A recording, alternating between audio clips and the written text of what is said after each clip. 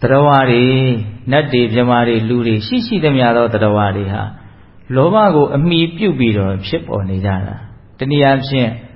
Pawaya, Ducatisa, Logo, Namale, Nine, Matina, and Awiza, Jump, Pawapoma, Memorials with Lova. Eri Lova, Jump, Tarawari, Chinijana. Jaya Dewa Manotasa, Tita Ditandi Atika, a Luli over me pupil. Papshin and Yapshin, so that a Lusana, Eri Lusana Boma, yet the Viro, Tarawari, Chinida, Lupiola. Jaya Dewa Manotasa, Dewa Suravatera, not Dewa Sura, Nati Jamari Upiola. Jawa Dewa Manotasa, Jaya Dewa Manotasa, Tita Ditandi Atika, a Lusana Boma, yet the Viro, Nijara. Eri Lusana Jame Boariha, Majamana Sasabiro, Cheta. Jaya Deva Manotasa, Tita Ditandi Atika. Taratida with a tika, oh, Tarapabionso. A sailor, the Golum Piani, the Titana Lova Sore, a Yago, Lumia on Luja. The Ubama Atatana Horava Piaga, Taratida with a tika, Taratida, Taratazura, Lumia on Gukaja. No Lova, seen it and yet as answer in do Lumia on Gukaneva, Poyro Obama, Dokani Rorazi or Yamo, no? Eddie Lova Niega, Pelosi send it the lesson, the Goloma, a sailor Piambiro, she send it. With the Tika, with Nasra, a safe doa. Hola. The Goloma, a sailor Piambiro, she send it, Lova, she and Lumia on Gukaja. Also Lova Makonlo she and Boa September. Boa September. What Jatanaria, the young Nete Pavida. Ponido Chaude, Ponido Jonsha Sasso di Eti, Melore, Mondi, Kisari, a Conloha, Poarema, a deep Pavida. Poa Joloa, Meloda, Melo, Menida, Pedret, Haloda, Pedretara, Dilema, Kumajade Yari, a Conlon Shini. You are a Kumajade Yagonga, Boarema Vecini, Boabin Bema Bamshi. Hold the Mola. Tamachudu era you by Balono, yet where you below Kujaida lay over which he below Chai. At the Bunia de Cali below Senam Bidonsro. Oh, Luginali Nego, Yajin Midane, Maluginari and Miayu by the Caratin by time. This is only who the Voja, Kuako the Voja, no? Chaidali Nego, you Midane, Majaidari, a Conlo over 2 below, you had it. Take a Chaidali and Neneli, a Lima Miawi. A Majaidari are the Boniwe.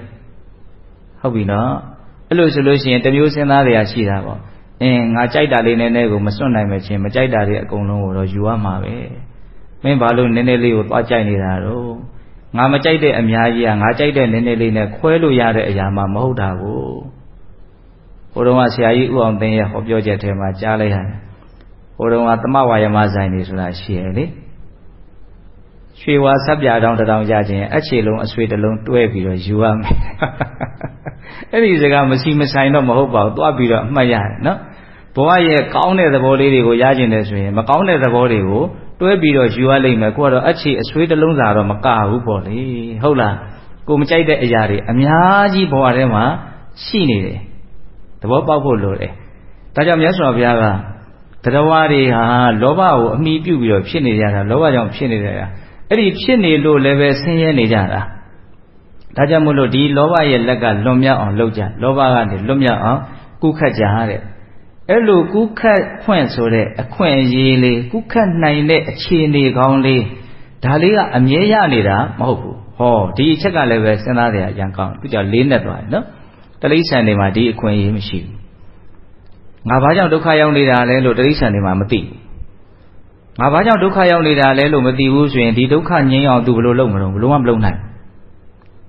Could Ludi level Ludi da Sura, Navaja Dukaya Nida, Lesurago, a Dika Jade, a John Diago, Mammy and Muye, Mati Wuye. Through the area, a boy and John Diari, Pabulu Dukaya Dalo.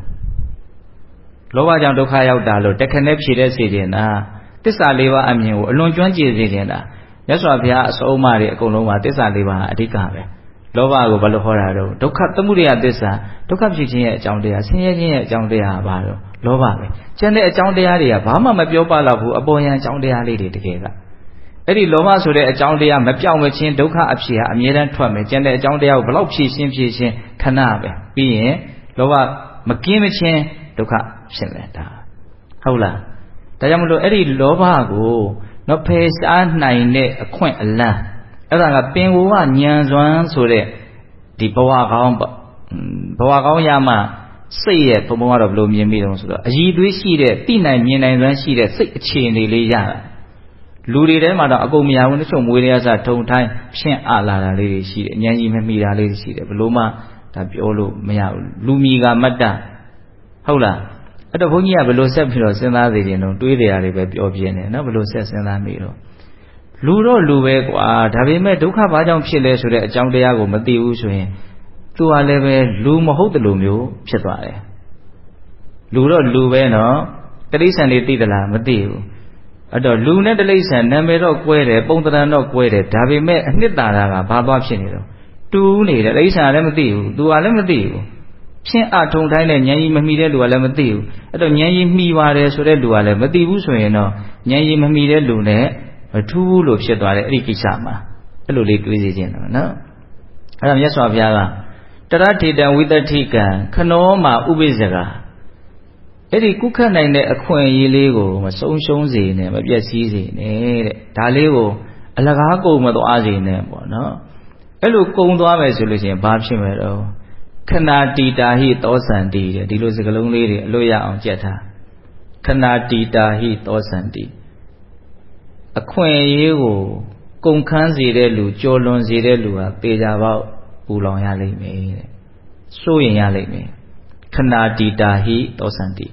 အခွင့်အရေးကိုဘာမှမသုံးလိုက်ရပဲနဲ့လက်လို့ရှုံရှုံသွားတယ်ကြော်လွန်သွားတယ်လို့သုံးတဲ့စာတော့ကြော်လွန်သွားတယ်မလုပ်လိုက်ရဘူးဟုတ်လားကြော်သွားတာမသိသူကြော်သွားသိသူဖော်စားတယ်နော်ဗမာစကားလေးတွေနော်ဒီမှာဘုရားဒေသနာလေးနဲ့စကားလုံးလေးကလာပြီးတော့တိုက်ဆိုင်နေတော့ဘုန်းကြီးကသွားအမှတ်ရတယ်နော်ကြော်လွန်သွားတယ်ခဏတိတာဟိခဏအခွင့်အရေးလေးကိုကြော်လွန်သွားတယ်အဲ့လိုဆိုရင်ဘာဖြစ်မလို့စိုးရင်ရလိမ့်မယ်ခဏတိတာဟိသောစန္တိနိရိယမိတမပိတာတဲ့ထပ်ထည့်ထားတယ်နိရိယမိတမပိတာတဲ့အခက်မသိရင်ဘယ်လောက်ထိပူရနိုင်တယ်လဲစိုးရင်ရနိုင်တယ်လဲဆိုရင်ငရဲရောက်ပြီးတော့ပူရတာမျိုးစိုးရင်ရတာမျိုးထိစိုးရင်ရနိုင်တယ်ပူရနိုင်တယ်ဒီထိပြောတာနော်ဒီတတိယဂါထာလေးကဘာကိုပြပြီးတော့တိုက်တွန်းတာတော့အခွင့်အရေးကိုပြပြီးတော့တိုက်တွန်းတာကိုယ့်ရဲ့အခြေအနေမှန်ကိုထောက်ပြတယ်တရားဝါတွေဟာလောဘကြောင့်ဖြစ်နေတာလောဘမကင်းသမျှဘဝဖြစ်မယ်ဘဝဖြစ်နေသမျှဆင်းရဲနေမယ်အဲ့ဒီလောဘရဲ့လက်ကလွတ်ဖို့ဆိုလို့ရှိရင်ဒီအခြေအနေကောင်းလေးကရှိမှရမယ်အဲ့ဒီအခြေအနေကောင်းလေးကိုမကြောလွန်စေနဲ့အခွင့်အရေးကိုကြောလွန်စေတဲ့သူဟာပူလောင်ရလိမ့်မယ်စိုးရင်ရလိမ့်မယ်အခက်မသိရင်ငရဲရောက်သည့်အထိပူရလိမ့်မယ်စိုးရင်ရလိမ့်မယ်ဒါတတိယဂါထာလေးရဲ့အဓိပ္ပာယ်ဟုတ်ပြီနော်အဲ့တော့နောက်ဆုံးဂါထာလေးကသူက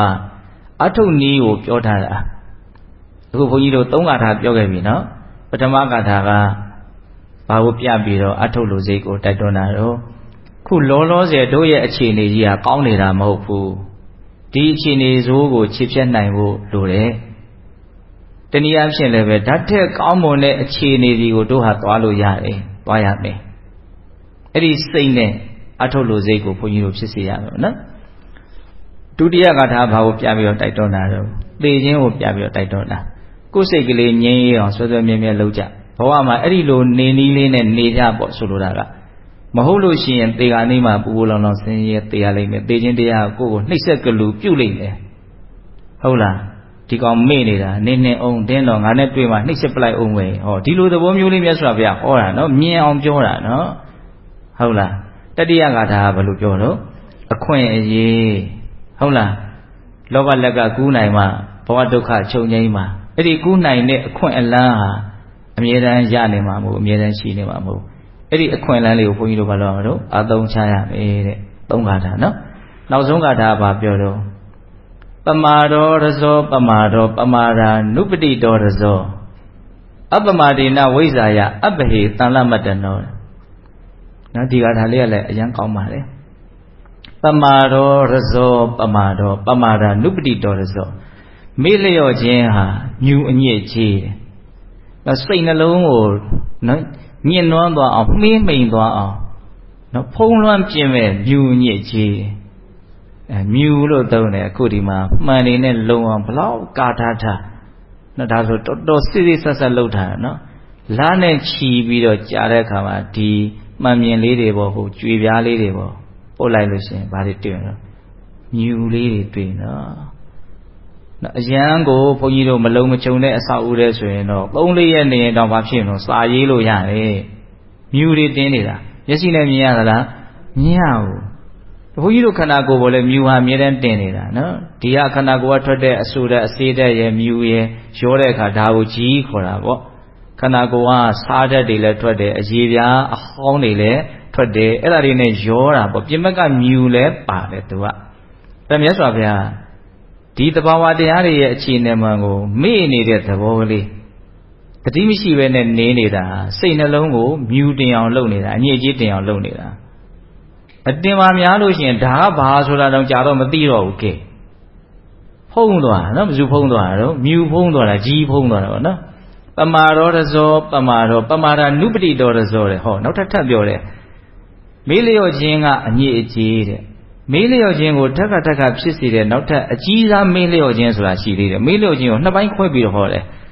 နော်ဘုန်းကြီးတို့ဆင်းရဲခြင်းရဲ့အဓိကလက်ပေတရားခံကိုမြတ်စွာဘုရားဒီနေရာမှာမေးလျော့ခြင်းကိုထောက်ပြလိုတဲ့သဘောလို့ဘုန်းကြီးကတော့တွေးမိတယ်မေးလျော့ခြင်းဟာမြူညစ်ကြီးမေးလျော့ခြင်းကိုအခါခါထပ်ပြီးတော့ဖြစ်စေတတ်တဲ့အကြီးစားမေးလျော့ခြင်းဟာလည်းအညစ်အကြေးအဲ့မှာအကြီးစားမေးလျော့ခြင်းဆိုတော့နားလည်စေခြင်းတယ်ဘုန်းကြီးတို့ပုံမှန်မေးနေတာအချိန်တိုင်းရင်တော့ပြန်ပြီးတော့တရားလေးလုပ်မယ်ဆိုပြီးတော့စိတ်ကလေးရှိတယ်ဒါပုံမှန်မေ့တာပေါ့နော်ဘုန်းဘုန်းတို့အကြီးစားမေ့လျော့ခြင်းဆိုတာဘယ်လိုဘာကိုပြောအောင်ဆိုမေ့လျော့ခြင်းကိုထပ်ပြီးတော့ဖြစ်စေတဲ့မေ့လျော့ခြင်းမျိုးဆိုရမစို့ကိုက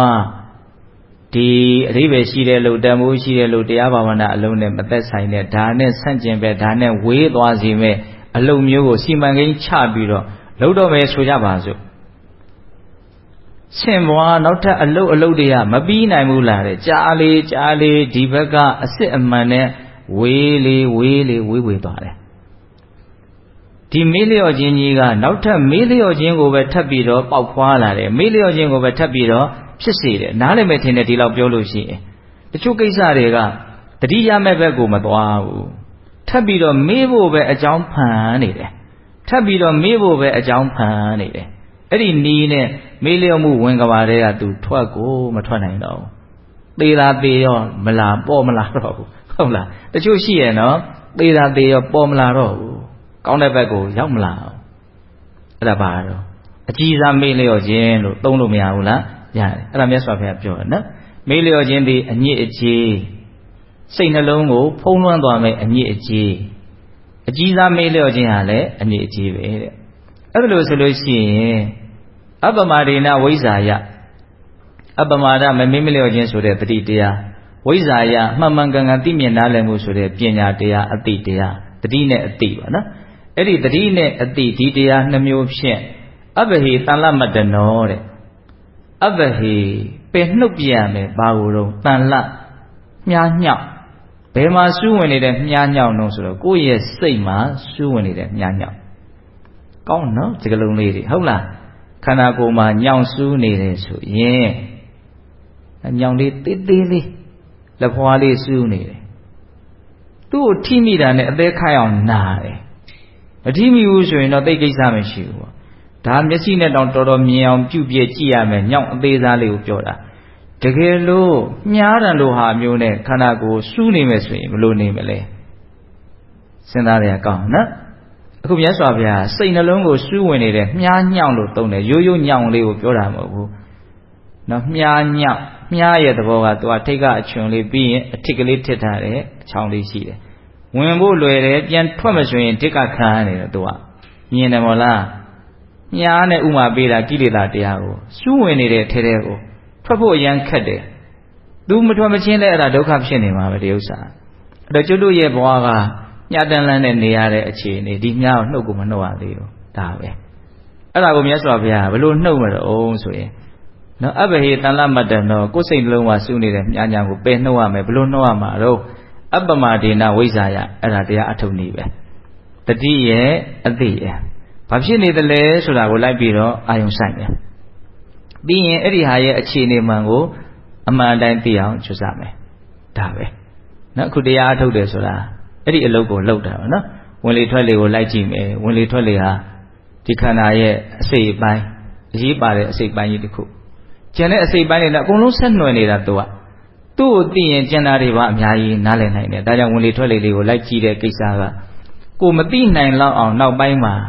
နဲ့ဆိုင်နေကျေပြန့်နေအများကြီးဆက်နွယ်နေတယ်အဲ့တော့ကိုအားတော့မြတ်စွာဘုရားရဲ့တပ္ပညုတဉာဏ်ကိုယုံကြည်တဲ့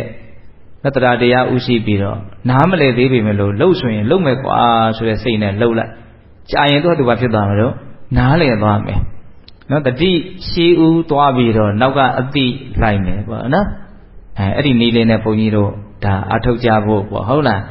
အဲ့ဒါနောက်ဆုံးဂါထာလေးဒါဘုန်းကြီးတရားဟောတာမိနစ်50နီးနီးရှိသွားပြီ45မိနစ်လောက်လို့ဘုန်းကြီးကမှန်းထားတာနော်အဲ့တော့ခဏနေရင်ခဏတစ်ဖြုတ်နော်အမှတ်တရလေးနဲ့နေပြီးတော့တရားထိုင်ကြမယ်ပေါ့ဟုတ်လားပြီးမှနေလေစားကြမယ်ပေါ့အဲ့တော့အခုဒီသုတ်တန်ကပါတယ်တော့ဥဋ္ဌာဏသုတ်တန်နဲ့တရားအထုတ်လို့စိတ်ကိုနှိုးဆွပေးနိုင်တဲ့ထက်သန်မှုဖြစ်စေနိုင်တဲ့တရားဒေသနာတစ်ပုဒ်လို့ဘုန်းကြီးကအဲ့လိုနားလည်မှုလေးနဲ့အဲ့လိုနားလည်စေခြင်းလို့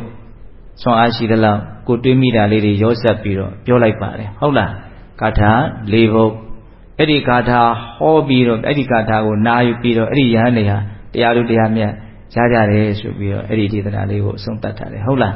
ဒါကြောင့်တရားတော်မတွေလည်းပဲထိုက်တဲ့အသိဉာဏ်ပညာရရှိအောင်မြတ်စွာဘုရားရဲ့မဟာသတိပဋ္ဌာန်သုတ်တံမှာသင်ကြားထားတဲ့နိလမ်းများအနည်းအညီကျင့်ကြံကြိုးကိုအထောက်ပြီးတော့မဉ္ဇဉ်ပူညာရနိုင်ကြတဲ့သူတော်ကောင်းတွေဖြစ်ကြပါစေလို့ဘုန်းကြီးတို့ဆန္ဒပြုပြီးတော့ဒီကနေ့ပြုကြရတယ်ကုသိုလ်ကောင်းမှုအစွတ်စွတ်တို့ရဲ့စွမ်းတတ္တိကြောင့်ဘုရားတပည့်တော်တို့ဒီ